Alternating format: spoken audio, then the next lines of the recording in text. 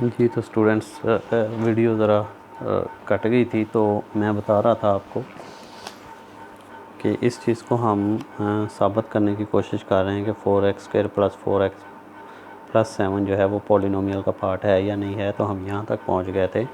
हमने पहले रूल 1 लिया था और 4 को कंसीडर कर लिया था कि ये पॉलिनोमियल में मौजूद है, क्योंकि बाय रूल 1 हमने डिफ़ाइन कर दिया है, डेफिनेशन दे दी है, कंपाइलर को बता दिया है कि कोई भी नंबर वो पॉलिनोमियल में ले सकता है। फिर हमने कहा कि x को पॉलिनोमियल में वो रखेगा। फिर हमने उसे बता दिया है कि अगर कोई भी दो नंबर पहले से, कोई भी दो चीज़ें पहले से मौजूद हैं पॉलिनोमियल में, तो उनका प्रोडक्ट और उनका सम जो है वो पॉलिनोमियल में मौजूद होगा।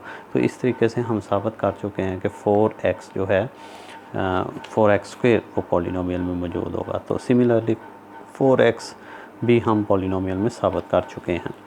तो अब चूँकि अब ये दो चीज़ें जो है 4x और 4x², ये दो चीज़ें अगर पॉलिनोमियल में मौजूद हैं तो बाय रूल 3 जो है हम कह सकते हैं कि 4x² + 4 इज़ इन 4।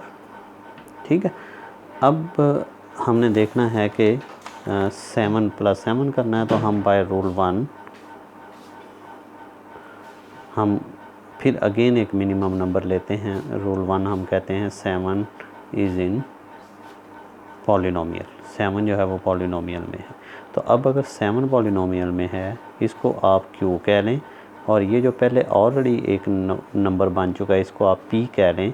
तो ये अगर मौजूद है तो P + Q जो है ये भी पॉलिनोमियल में मौजूद होगा बाय रूल 3। बाय रूल 3 क्या होगा? 4x² + 4x + 7 जो है इज़ इन पॉलिनोमियल।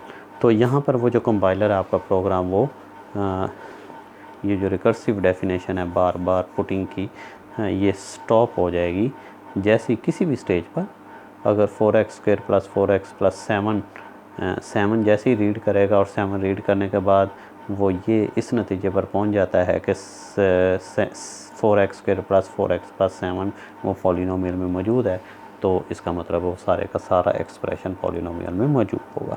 तो ये है रिकर्सिव डेफिनेशन।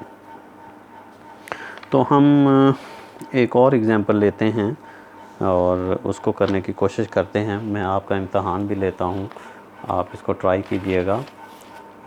मसलन मैं आपको एक क्वेश्चन देता हूँ, आप उसके ऊपर ज़रा थोड़ा सा सोचें कि कैसे होगा। मसलन मैं कहता हूँ कि आप right the recursive definition, right the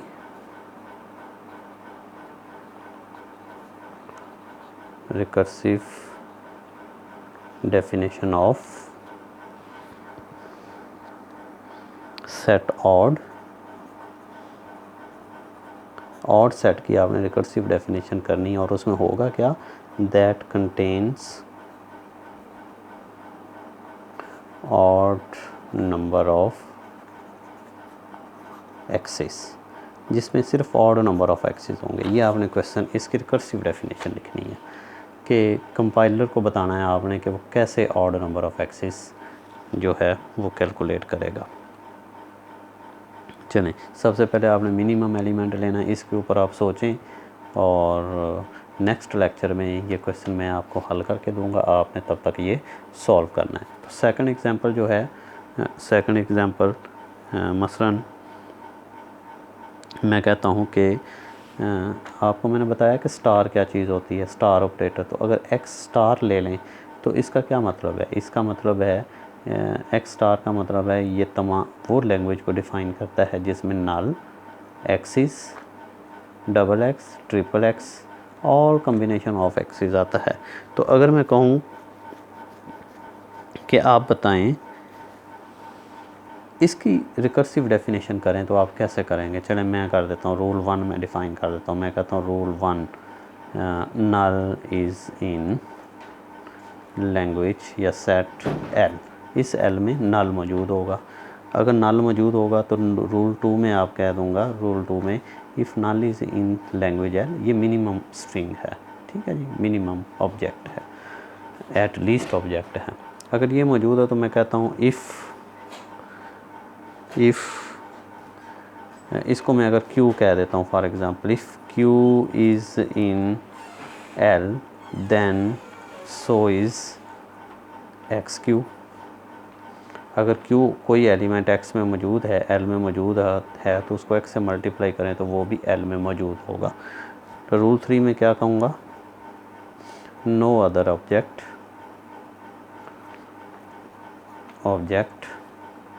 is in language या सेट एल। कोई भी दूसरा जो ऑब्जेक्ट है वो एल में मौजूद नहीं होगा। तो अब देखें, अब इस डेफिनेशन से इस लैंग्वेज के तमाम वर्ड्स जो हैं वो हम निकाल सकते हैं कि कौन सा उसमें मौजूद है या कौन सा नहीं है। मसलन मैं कहता हूँ ट्रिपल एक्स आप बताएं इस लैंग्वेज के मुताबिक, इसकी कोई और डेफिनेशन भी आप बना सकते हैं। ये ज़रूरी नहीं है कि जो मैंने बना दी है यही है। आपने रिकर्सिवली किसी लैंग्वेज की डेफिनेशन डिफ़ाइन करनी है, आपकी स्ट्रेटजी और लॉजिक डिफरेंट हो सकती है। मसलन आप मिनिमम नंबर जो लेते हैं, आप मैंने नल लिया है, आप नल एक्स ले लें। आप कहें कि एक नंबर जो है वो नल एक्स है, लेकिन उससे फिर ये है कि नल नहीं आएगा उसमें, तो ये आपको सोच समझ के ज़रा करना पड़ेगा। तो ट्रिपल एक्स आपने साबित करना है कि इसमें है या नहीं है, तो आपने मिनिमम नंबर क्या लिया, रूल 1 बाय रूल 1, वो कहेगा जी नल इन एल में है। तो अगर नल एल में है तो इसको क्यू कह लेते हैं, तो क्यू फिर एक्स इसको क्यू कहें तो एक्स इज़ इन एल। ठीक है, अगर ये अब क्यू बन गया है तो इसको मल्टीप्लाई एक्स से करें तो double x is in L. अब ये क्यू बन गया है तो इसको एक्स से मल्टीप्लाई करें तो triple x is in L. तो लिहाजा ये साबित हो गया कि ट्रिपल एक्स जो है वो इस लैंग्वेज का पार्ट है। तो रिकर्सिवली रूल 2 को वो कॉल करता रहेगा या रूल 1 को वो कॉल करता रहेगा, तो वो एक नतीजे पर पहुंच जाएगा कि कौन सी वैलिड उस लैंग्वेज की वैलिड स्ट्रिंग है या नहीं है। ठीक है,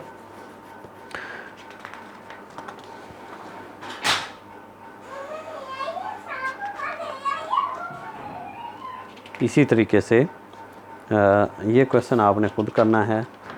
अब मैं थोड़ा सा आपको देता हूँ होमवर्क, वो आपने करना है होमवर्क के तौर पर कुछ एग्जांपल्स क्वेश्चन देता हूँ, वो आप घर में करें। असाइनमेंट नहीं है, असाइनमेंट मैं नेक्स्ट चैप्टर की असाइनमेंट दूंगा,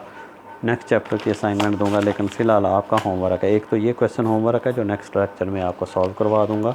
दूसरा होमवर्क क्या है, ये रिकर्सिव डेफिनेशन का चैप्टर है, चैप्टर 3 है गालबन जी, चैप्टर 3 है। चैप्टर 3 के आप प्रॉब्लम्स में जाएं और इसमें क्वेश्चन नंबर 1 सॉल्व करें, क्वेश्चन 2, 3, 4 सॉल्व करें, फिर 6, 5 करें। 6 को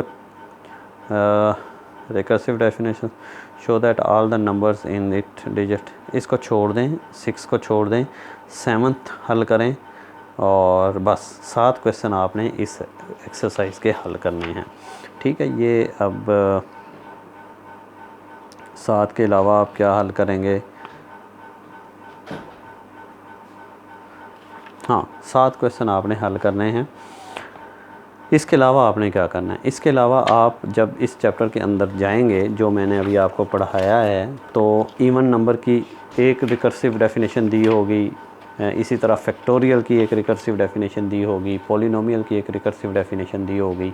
आपने क्या करना है, उसकी अल्टरनेटिव कोई और रिकर्सिव डेफिनेशन भी बनानी है, और रिकर्सिव डेफिनेशन बनाने के बाद उसको आप चाहे कोड कर लें, C++ में प्रोग्रामिंग कर लें और उससे आप वेरीफाई कर लें, कोई भी लैंग्वेज दे के उसका वर्ड दे के। अगर आप नहीं कर सकते तो आपको मैनुअली आप उसको रन करके देखें कि जो आपने रिकर्सिव डेफिनेशन दी है वो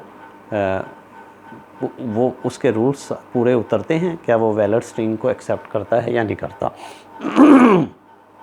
अगर करता है तो वो आपकी रिकर्सिव डेफिनेशन ठीक है, नहीं तो वो रॉन्ग है। तो अब क्या आपका होमवर्क क्या है, इस चैप्टर 3 की जितनी भी रिकर्सिव डेफिनेशन दी हुई हैं, एक तो उनको अंडरस्टैंड आपने करना है, और दूसरा उन रिकर्सिव डेफिनेशन के अलावा आपने कोई और लॉजिक अडॉप्ट करते हुए कोई और रिकर्सिव डेफिनेशन भी उन्हीं क्वेश्चंस की बनानी है। उसके अलावा जो एक्सरसाइज में मैंने 5-6 क्वेश्चन बताए हैं प्रॉब्लम्स के तौर पर, वो आपने सॉल्व करने हैं। इसके अलावा एक क्वेश्चन मैंने आपको दिया है ऑड नंबर ऑफ़ एक्सिस का रिकर्सिव डेफिनेशन बनाने का, वो भी वैसे अंदर ही दिया हुआ है चैप्टर के, आप उसको समझें और उसकी भी एक से ज़्यादा डेफिनेशन बनाने की कोशिश करें। तो ये यहाँ इस वीक का हमारा जो सिलेबस है वो ख़त्म हो चुका है। अब नेक्स्ट वीक में हम जो तीसरा तरीका है लैंग्वेज को डिस्क्राइब करने का, लैंग्वेज को डिफ़ाइन करने का, वो है रेगुलर एक्सप्रेशन, तो वो हम देखेंगे कि रेगुलर एक्सप्रेशंस क्या होते हैं। उस पर हम 2 लेक्चर या 3 कंज्यूम करेंगे और उसके बाद मेरा ख़्याल है आपका S1 आ जाएगा। अगर ना आया तो फाइनाइट ऑटोमेटा भी हम करेंगे। तो फाइनाइट ऑटोमेटा वैसे S1 में आना चाहिए, तो जितना भी सिलेबस हम पढ़ लेंगे वो फिर S1 में हम कवर कर लेंगे। और उसके बाद फिर बहुत सारी चीज़ें हैं हम इंशाल्लाह करते जाएंगे और अल्लाह ताला आपको हिम्मत और हौसला दे ऑटोमेटा समझने की और इसको हज़म करने की तौफीक दे। चलें, इस वीक का इतना ही काफ़ी है। आप इसको रिवाइज़ करें, इस चैप्टर को समझें। S1 एग्ज़ाम के हवाले से ये चैप्टर अहम है, इसमें से क्वेश्चन आता होता है, तो आप ज़रा इसको केयरफुली रीड कर लें। Thank you so much. अल्लाह हाफिज़।